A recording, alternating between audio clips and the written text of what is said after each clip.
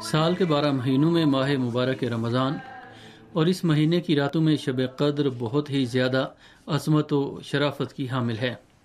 اس شب کی اہمیت کے لیے بس یہی کافی ہے کہ قرآن کریم اس شب میں نازل ہوا ہے۔ شب قدر وہ عظیم رات ہے جو 1000 راتوں سے افضل اور بہتر ہے اور ایک طویل اور بابرکت عمر کی طرح بابرکت ہے۔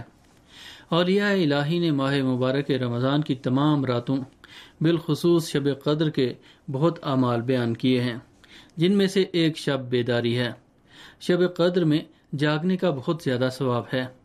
پیغمبر اسلام صلی اللہ علیہ وآلہ وسلم فرماتے ہیں، اگر کوئی شخص شب قدر میں بیدار رہے تو جس دن تمام دل مردہ ہوں گے اس دن اس کا دل زندہ رہے گا۔ اولیاء الہی نے ہمیشہ اس عظیم سنت کو باقی رکھا ہے اور اس سے بھرپور استفادہ کیا ہے۔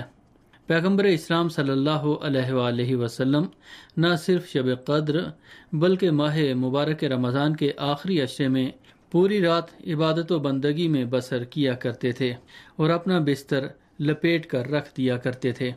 روایت میں ہے کہ پیغمبر اسلام صلی اللہ علیہ وآلہ وسلم رمضان المبارک کی 23ویں رات اپنے گھر کے سبھی افراد کو بیدار کرتے تھے اور ان کے منہ پر پانی چھڑکتے تھے تاکہ نیند کا غلبہ ختم ہو جائے اور لوگ صبح تک بیدار رہیں اور شب قدر کی برکتوں سے محروم نہ رہ جائیں۔ حضرت فاطمہ زہرا سلام اللہ علیہا بھی اپنے بچوں کو سونے نہیں دیتی تھیں اور انہیں دن میں سونے کی تاکید کرتی تھی اور رات میں معمولی غذا کھلاتی تھی اور فرماتی تھی کہ محروم ہے وہ جو اس رات کی برکتوں سے استفادہ نہ کرے۔ سامعین، عصر حاضر کے مشہور دانشمند علامہ شہید مرتضی مطہری شب قدر کے بارے میں فرماتے ہیں کہ ماہ مبارک رمضان کی معنویت کا اوج و کمال شب قدر میں ہے، لہذا ہمیں چاہیے کہ ان بابرکت ایام میں روزہ رکھ کر کم سے کم اپنے کو اتنا آمادہ کر لیں کہ ان ایام اور شب قدر میں ایک مہمان کی حیثیت سے اپنے میزبان کے دسترخوان پر بیٹھ سکیں۔ ماہ مبارک رمضان میں روزے رکھنا، اپنے نفس امارہ کو کنٹرول میں رکھنا، ذکر الہی کرنا، بہت زیادہ دعائیں پڑھنا اور کثرت سے تلاوت قرآن کرنا، یہ سب کے سب اعمال شب قدر کے احیاء اور شب بیداری کے لیے آمادگی کا فراہم کرنا ہے تاکہ ایک مہمان کی حیثیت سے خالق کائنات کے دسترخوان پر حاضر ہو کر اس کی مہمان نوازی میں شرکت کریں، توبہ کریں، اپنے گناہوں کی بخشش طلب کریں، استغفار کریں اور خداوند عالم سے رحمت کی درخواست کریں، اپنے اور اپنے مومن بھائی، اپنے معاشرے، خاص کر اپنے نفس کی اصلاح کے لیے سعادت و کامرانی طلب کریں۔ ان تمام چیزوں میں جو سب سے زیادہ اہم چیز ہے وہ یہ ہے کہ شب قدر میں احیاء اس وقت اہمیت کا حامل ہوگا جب انسان خود اس شب میں زندہ ہو، یعنی حیات معنوی اس کے پاس موجود ہو، اور انسان اسی وقت حیات معنوی سے سرشار ہوگا جب وہ یاد خدا میں غرق ہوگا۔ انسان کا دل جتنا زیادہ خدا سے قریب ہوگا اتنا ہی زندہ بھی ہوگا۔ یہ شب قدر کی راتیں انسانوں کے لیے ایک سنہری موقع ہیں تاکہ وہ پوری رات جاگ کر خدا کی عبادت اور اس کے ذکر میں مشغول رہے اور خداوند عالم کی بارگاہ میں توبہ و استغفار کرے۔ یا جبار یا غفار یا مولانا یا ستار بنا بالهادي لبي من يدعوك بانكسار ربنا تب علينا واعف عما جانينا بالمصطفى هدينا سلمنا من كل عار واختم لنا يا عظيم بالصلاة والتسليم على ذي القلب السليم ما شاد طير الهزار يا جبار يا غفار يا مولانا يا ستار۔ رمضان المبارک خداوند عالم کی اطاعت و بندگی کا مہینہ ہے۔ یہ وہ مہینہ ہے جس میں بندہ مومن خدا کی مرضی اور اس کی خوشنودی حاصل کرنے کی بھرپور کوشش کرتا ہے، اور یہ توفیق بھی صرف اور صرف ایمان اور عمل صالح اور نیک امور سے لگاؤ رکھنے سے ہی حاصل ہوتی ہے۔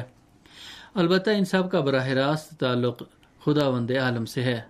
وما توفیقی الا باللہ، یعنی میری توفیق صرف اللہ سے وابستہ ہے اور اسی پر میرا اعتماد ہے۔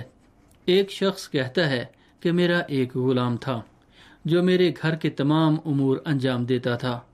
ایک رات میں اپنے بستر سے اٹھا تو غلام کو بستر پر نہیں پایا۔ میں نے دیکھا کہ وہ گھر کے ایک گوشے میں سجدے میں اپنا سر رکھے ہوئے کہہ رہا ہے، بار الہ، تو جو مجھ سے محبت کرتا ہے تجھے اسی محبت کا واسطہ میری خطاؤں کو بخش دے۔ میں نے اپنے غلام سے کہا، تم یہ نہ کہو بلکہ یہ کہو کہ بار الہ، میں جو تجھ سے الفت و محبت رکھتا ہوں اسی کا واسطہ میری خطاؤں کو معاف کر دے۔ غلام نے کہا، اے میرے مالک، وہ مجھے بہت زیادہ دوست رکھتا ہے، اسی لیے اس نے ہمیں کفر سے نکال کر اسلام کے زمرے میں شامل کیا ہے، اور میں رات کے سناٹے میں اسی لیے بیدار ہوتا ہوں تاکہ اس کی عبادت کروں، جبکہ خدا کے بہت سے بندے خواب غفلت میں پڑے ہوئے ہیں۔ سامعین، قرآن کریم میں پروردگار عالم اپنے حبیب حضرت محمد مصطفیٰ صلی اللہ علیہ وآلہ وسلم سے خطاب کرتے ہوئے فرماتا ہے، اے پیغمبر، کہہ دیجئے کہ اگر تم لوگ اللہ سے محبت کرتے ہو تو میری پیروی کرو، خدا بھی تم سے محبت کرے گا۔ پس دعوی محبت اور وفاداری کے سچ ہونے کی شرط یہ ہے کہ انسان خدا کی اطاعت و بندگی کرے۔ جو اس راہ میں زیادہ مطیع و فرما بردار رہے گا اس میں آتش محبت و اشتیاق اور ولولہ ہی اتنا ہی زیادہ پایا جائے گا، اور انسان اپنے دعوے میں بہت زیادہ سچا ہوگا۔ خدا کے مخلص بندے جب معرفت کے اعلیٰ مراتب پر پہنچتے ہیں تو اگر انہیں یہ معلوم ہو جائے کہ خداوند عالم ان سے اسی مرحلے میں راضی ہے تو یہی مقام مرضی پروردگار بندے مومن کے لیے جنت اور اس کی نعمتوں سے بہتر و برتر ہوگا۔ قرآن کریم میں مرضی پروردگار کو لفظ رضوان سے تعبیر کیا گیا ہے۔ قرآن کریم کے عظیم و بزرگ مفسر علامہ طباطبائی رضوان الہی کے بارے میں فرماتے ہیں، انسان کی محدود معرفت رضوان الہی اور اس کے حدود کو درک نہیں کر سکتی، کیونکہ رضوان خدا محدود اور مقید نہیں ہے کہ انسان اس کو سمجھ سکے، اور شاید اس مطلب کو سمجھانے کے لیے تھا کہ رضوان الہی کا سب سے کم ترین درجہ چاہے جتنا ہی کم کیوں نہ ہو جنت سے بزرگ و برتر ہے۔ یعنی خداوند عالم کے دوست و عاشق کی سب سے بڑی سعادت و کامرانی یہ ہے کہ وہ اپنے معشوق کی رضایت کو جذب کرے، لیکن اس میں اس کا نفس شامل نہ ہو۔ ایک حکایت میں بیان ہوا ہے کہ بنی اسرائیل کا ایک عابد طویل عرصے تک خداوند عالم کی عبادت و بندگی میں مصروف تھا۔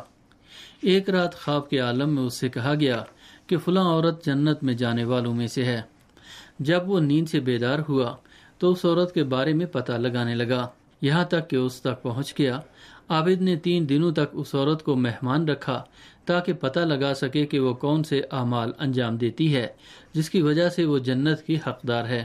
لیکن اسے اس وقت بہت زیادہ حیرت ہوئی جب اس نے دیکھا کہ جب وہ راتوں کو خدا کی عبادت انجام دیتا ہے تو وہ بہت آرام سے رات بھر سوتی رہتی ہے، اور جب عابد دن میں روزہ رکھتا ہے تو وہ روزہ نہیں رکھتی۔ اسی طرح عابد نے دوسرے امور میں بھی اسے مصروف نہیں دیکھا۔ ایک دن عابد نے اس سے کہا، جو کچھ بھی میں نے مشاہدہ کیا ہے، کیا اس کے علاوہ بھی تم کوئی عمل انجام دیتی ہو؟ اس نے کہا، نہیں، میرے اعمال صرف یہی ہیں جن کا تم نے مشاہدہ کیا ہے۔ عابد نے بہت زیادہ اصرار کیا کہ غور و فکر کرو، شاید کوئی اور عمل بھی انجام دیتی ہو۔ عورت نے جواب دیا، میں اس کے علاوہ کوئی بھی عمل انجام نہیں دیتی، لیکن میں ہمیشہ خدا سے راضی رہتی ہوں۔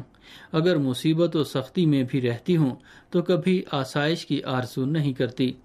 اگر بیمار پڑ جاتی ہوں تو صحت و سلامتی کی آرزو نہیں کرتی، اور اگر کسی آزمائش میں مبتلا ہو جاتی ہوں تو اس سے نجات کی آرزو نہیں کرتی۔ جب عابد کو حقیقت کا پتہ چلا تو اس نے کہا، خدا کی قسم، یہ کام اور عادت سب سے عظیم ہے جس کی پاسداری سے بہت سے لوگ عاجز ہیں۔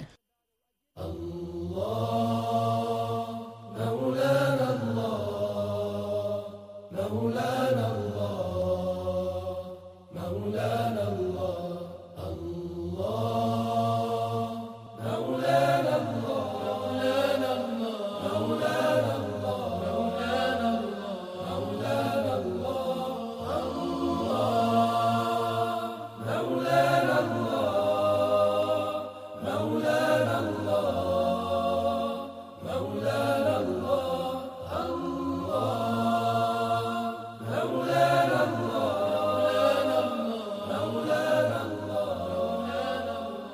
اس بابرکت مہینے میں رحمت الہی کے دروازے بندوں پر کھل جاتے ہیں، اور خداوند عالم کا اپنی مخلوقات پر تمام احسانوں میں سے احسان، چاہے وہ عبادت کریں چاہے گناہ کریں، یہ ہے کہ ان کے لیے ماہ مبارک رمضان جیسا بابرکت مہینہ موجود ہے۔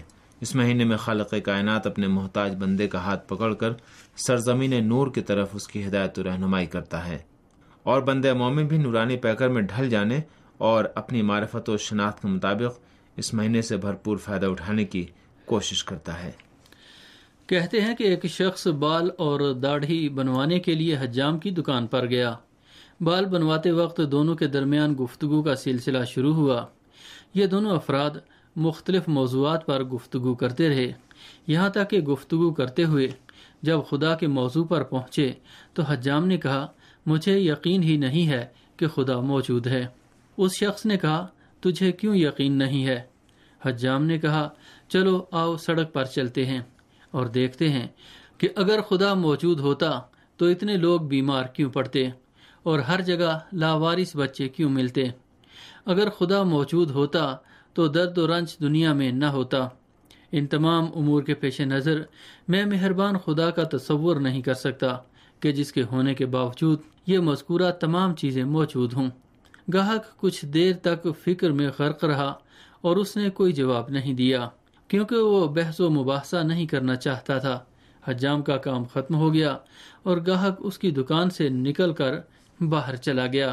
ابھی وہ دکان سے نکلا ہی تھا کہ ایک شخص کو سڑک پر دیکھا کہ جس کے بال لمبے اور بہت ہی زیادہ گندے تھے۔ ایسا معلوم ہوتا تھا کہ وہ کیچڑ میں سو کر آیا ہے۔ یہ شخص فوراً ہی حجام کی دکان پر گیا اور حجام سے کہنے لگا، جانتے ہو کیا ہوا؟ میری نظر میں حجاموں کا وجود بھی نہیں ہے۔ حجام نے تعجب سے پوچھا، تم ایسی بات کیوں کر رہے ہو؟ میں یہاں موجود ہوں اور حجام ہوں، اور میں نے ابھی ابھی تمہارے بال کاٹے ہیں۔ گاہک نے اعتراض کے انداز میں کہا، میں سچ کہہ رہا ہوں، اس دنیا میں حجام کا وجود نہیں ہے، کیونکہ اگر حجام موجود ہوتے تو وہ سامنے جو شخص کھڑا ہے اس کے جیسا کوئی بھی شخص گندے اور الجھے ہوئے بالوں کے ساتھ دکھائی نہ دیتا۔ حجام نے کہا، نہیں، ایسا نہیں ہے، حجام موجود ہیں، اصل بات یہ ہے کہ یہ لوگ ہمارے پاس نہیں آتے۔ گاہک نے حجام کی بات کی تائید کرتے ہوئے کہا، بے شک حقیقت یہی ہے، خدا بھی موجود ہے، مگر لوگ اس کی طرف رجوع نہیں کرتے اور اس کے پاس نہیں جاتے۔ یہی وجہ ہے کہ آج دنیا میں ہر طرف درد و رنج موجود ہے۔